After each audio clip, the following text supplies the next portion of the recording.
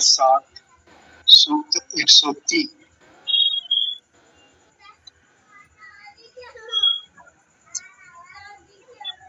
वशिष्ठा ऋषि mandu का देवता छंद आरसी अनुष्टुप आरसी त्रिष्टुप निचत त्रिष्टुप विराट त्रिष्टुप स्वर गंधार दैव।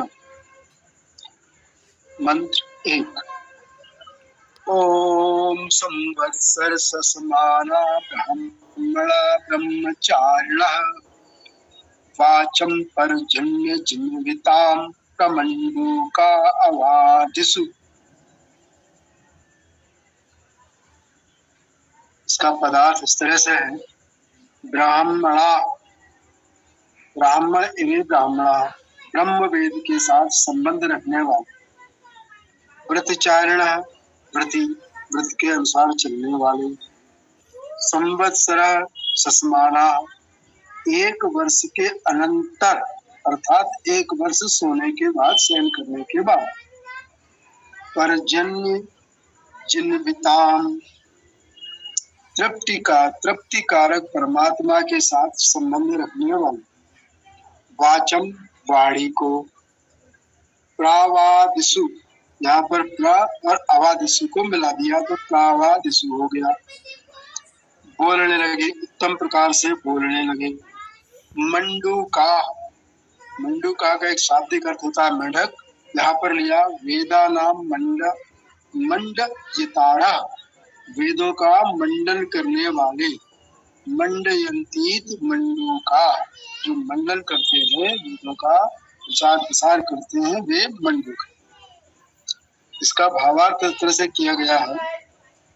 सृष्टि काल में ब्राह्मण वेद पाठ का व्रत करते हैं और उस समय में प्रायः उन सूक्तों को पढ़ते हैं जो तृप्तिजनक है। दूसरे पक्ष में इस मंत्र का यह भी अर्थ है कि वर्षा ऋतु के मंडन करने वाले जीव वर्षा ऋतु में ऐसी ध्वनि करते हैं मानो एक वर्ष के अनंतर उन्होंने अपने मौन व्रत को उपार्जन करके इसी ऋतु में बोलना प्रारंभ किया है। तात्पर्य यह है कि इस मंत्र में परमात्मा से यह उपदेश किया गया है कि जिस प्रकार क्षुद्र जंतु भी वर्षा काल में आह्लादजनक ध्वनि करते हैं, अथवा यो कहो कि परमात्मा के यज्ञ का गान करते हैं, वेदज्ञ लोगों तुम भी उसी प्रकार वेद का गान करो। यहाँ पर ब्रैकेट में उसको लिखता है मंतव्य अपना। मालूम होता है कि श्रावणी का उत्सव जो भारतवर्ष में प्राय सर्वत्र मनाते हैं, वह वेद पाठ से ईश्वर के महत्व गान का उत्सव था। इसका अर्थ एक पुस्तक में आया है, वो इस तरह से है, गंगा सहाय शर्मा जी की। मेंढक व्रत करने वाले स्तोता की तरह एक वर्ष भर सुप्त स्थिति में रहने के बाद बादलों के प्रति प्रसन्नता कारक वाणी बोलती। वेद पाठी भी अर्थात वेदज्ञ भी इसी प्रकार वेद का गान करें। ये इसके दो अर्थ मिले हैं। अब अपना अर्थ करने की कोशिश करता हूँ। संवत्सर मतलब वर्ष, एक वर्ष से आना। एक वर्ष तक सुप्तावस्था में रहने के बाद ब्राह्मणा ब्रह्मव्रतचारिणा, ब्रह्म ज्ञान के व्रत पालकों के समान वाचम पर्जन्य जिन्विताम, वाणी को पर्जन्य की वृष्टि से प्रसन्न होते हुए, जीवंत होते हुए, प्रमंडूका अवादिषु, मंडूक मेढक अर्थात वेदज्ञ साधक जन उत्तम प्रकार से ऐसा बोलते हैं जो प्रसन्नता कारक, तृप्ति कारक होता। धन्यवाद।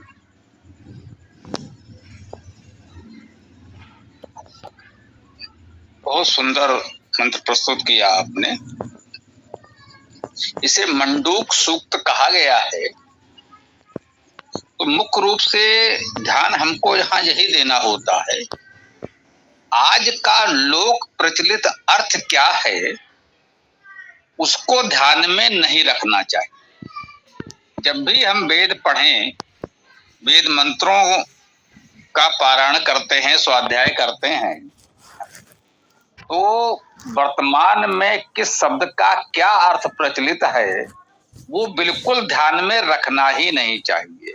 भले ही उस शब्द को हम सहज भाव से बोलचाल में प्रयोग कर रहे हो तो भी ये देखना चाहिए वेद में आया है तो उसका अर्थ क्या होगा वो धातु के अनुसार ही देखा जाए। तो क्योंकि इसे मंडूक सूक्त कहा गया है, इसका देवता मंडूक है, तो देखना होगा कि मंडूक शब्द का अर्थ क्या है। मंड धातु है, ये ठीक है, स्पष्ट देख लें। मंड धातु से ही तो मंडन बना। लोग मंडन करते हैं, खंडन मंडन बहुत सुनाई पड़ता है, जैसे पठन पाठन लेखन गमन, वैसे ही खंडन और मंडन भी। तो खंडन न करके हम मंडन करते हैं, तो वो ठीक कहा। मंडूक का अर्थ यही हुआ जो मंडन करते हैं। मंडन किसका कर रहे हैं? वेदों का कर रहे हैं, ये भी आपने बताया और ठीक है। तो वेदों का मंडन करने वाला मंडूक है। मंडूक का अर्थ किसी प्राणी विशेष से या किसी वस्तु विशेष से लेना वेद के स्वाध्याय में उचित नहीं है। ये पूरी तरह निरर्थक है, त्याज्य है, सारा अनर्थ इसीलिए हो जाता है। तो मंड धातु से मंडूक बनेगा, ये ध्यान रखना है। मंडूक का सीधा अर्थ हुआ मंडन करने वाला। इतना भी यदि ध्यान देते तो समझ में आ जाएगा, बहुत अनर्थ नहीं होने पाएगा।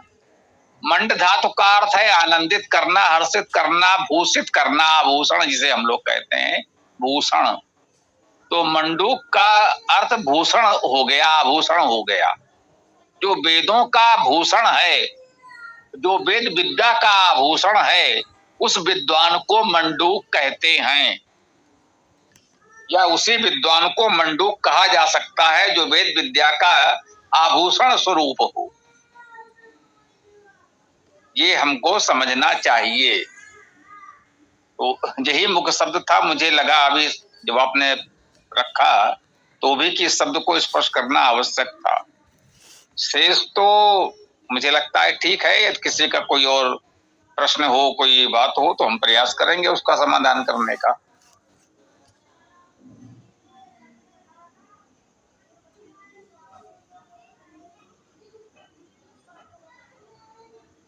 गुरुदेव प्रणाम। जो सुसुप्तावस्था वाली बात आई है, 1 साल तक जो सुसुप्तावस्था में रहते हैं, तो सुसुप्तावस्था में तो मंडूक माने मेढक, मेढक सुसुप्तावस्था में रहता है। यद्यपि साल भर नहीं रहता है, लेकिन सुसुप्तावस्था में रहता है। बरसात के बाद सुसुप्तावस्था में चले जाते हैं। तो इसलिए क्या इससे कुछ कोरिलेशन हो सकता है क्या? धन्यवाद गुरुदेव जी। प्रश्न तो उचित है। सुसुप्तावस्था में तो सभी प्राणी, सचर प्राणी रहते ही हैं, वनस्पतियों के अलावा। अचर प्राणी जो वनस्पतियां हैं उन की अवस्था नहीं होती, वो सदैव एक सी अवस्था में रहते हैं। उसे सुषुप्त या जागृत जो भी कह लें, या मध्य की स्थिति कह लें, क्योंकि उनके पास मस्तिष्क नहीं होता।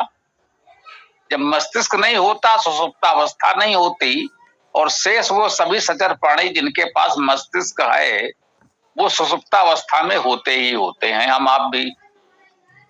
समय कितना है वो अलग अलग है सबका, इसमें कोई संदेह नहीं। हम लोगों में भी शिशु होता है, बच्चा होता है, उसका समय अधिक होता है।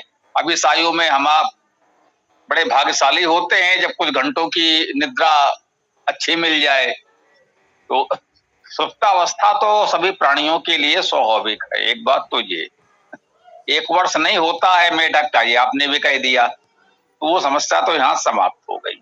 अब हम कहेंगे हरीश जी आप भी देखें, यदि इस मंत्र को आपने देखा हो, ये 1 वर्ष तक सुसुप्तावस्था की बात इस मंत्र में कहीं आई भी है क्या? इसके लिए कोई शब्द मंत्र में है, या उसका अर्थ करने वाले ने अपनी बात स्पष्ट करने के लिए अपनी ओर से ये बात जोड़कर कुछ कहने का प्रयास किया है?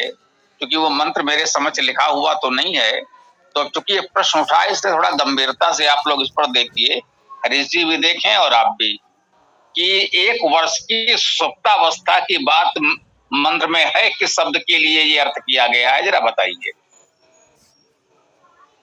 यहाँ पर शुरुआत संवत्सरम से ही होता है, संवत्सरम शशयाना, क्योंकि जो हमारे ऋतुएं हैं, ग्रीष्म, वर्षा, शरद या 6 ऋतु जैसे हम जिनको कहते हैं 3 से अलावा, तो उसमें जो शेष ऋतु का चक्र चलता है उसके बाद वर्षा आती है, तो इसलिए उसको एक वर्ष लिया गया, ऐसा इस शब्द से मैंने